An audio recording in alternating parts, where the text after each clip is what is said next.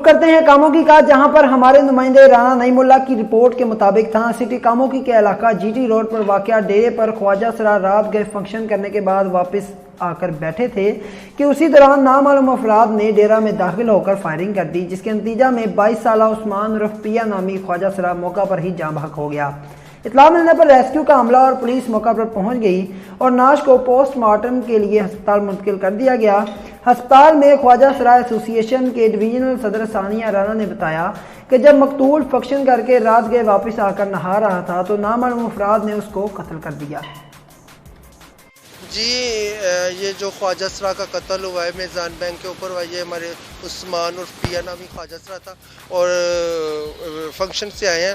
Function से फारिग होकर नहा रहे थे, उस वक्त नामालूम अफराद आए हैं दो और फायर करके कत्ल कर दिया। आपके भाई का? जी, मेरे छोटे भाई जो ख्वाजा सरा थे वो फंक्शन करके वापस डेरे पर आए और नामालूम अफराद ने आकर फायरिंग कर दी और हमारी गवर्नमेंट से अपील है कि हमें जल्द से जल्द इंसाफ दिया जाए और हमारे साथ बहुत ज़्यादती हुई है, बहुत नाइंसाफ़ी हुई है। मेरे छोटे भाई को नाम अफराद ने अचानक से आकर फायरिंग कर दी।